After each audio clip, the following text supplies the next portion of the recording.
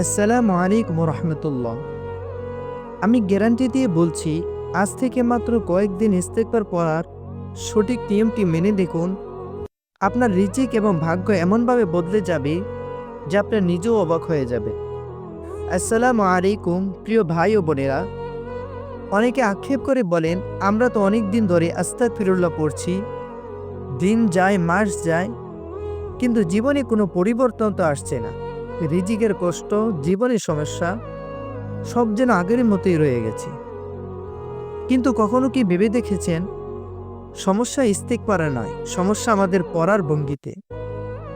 ইস্তেগফার কোনো সাধারণ তাসবিহ নয়, এটি হলো আল্লাহর দরবারে তওবা এবং পরম বিনয় নিয়ে করা একটি আরজি।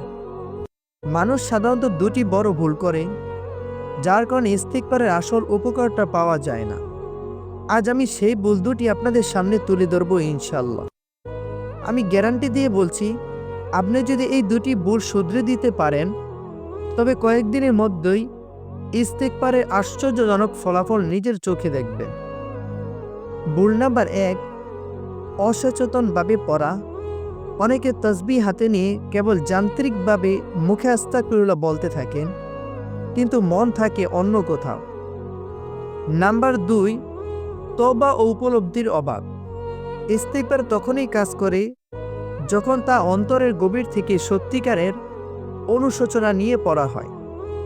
রাসূল সাল্লাল্লাহু আলাইহি সাল্লাম বলেছেন, যে ব্যক্তি নিয়মিত ইস্তেগফার পড়ে, আল্লাহ তাআলা তার জীবনের সব বাধা দূর করে দেন, তাকে যাবতীয় দুঃখ কষ্ট থেকে রক্ষা করেন, তাকে এমন জায়গা থেকে রিজিক দেন যা সে কল্পনাও করতে পারেনি। আল্লাহ তার গায়বী খাজানা থেকে বরকত নাজিল করেন। মনে রাখবেন, রিজিকের কষ্ট, সন্তানহীনতা, অশান্ত মন, অসুস্থতা, বিপদ কিংবা একাকিত্ব সবকিছুর মৌষধ হলো এই ইস্তেগফার।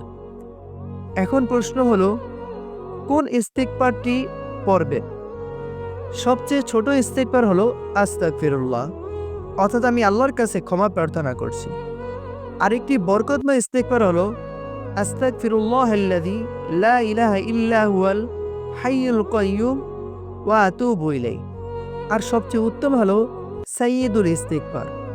রাসূল সাল্লাল্লাহু আলাইহি সাল্লাম বলেছেন, যে ব্যক্তি সকালে এটি পড়বে এবং সন্ধ্যা হওয়ার আগে মারা যাবে, সে জান্নাতি হবে। একইভাবে সন্ধ্যায় পড়লে এবং সকালে হওয়ার আগে মারা গেলেও সে জান্নাতি হবে। তাই প্রতিদিন ফজর এবং মাগরিবের পর এটি পড়ার অভ্যাস করুন।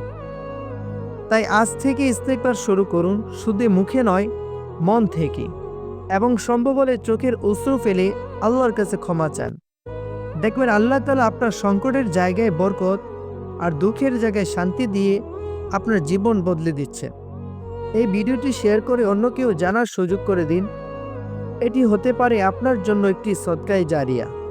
আল্লাহ আমাদের সবাইকে তৌফিক দান করুন। আমিন।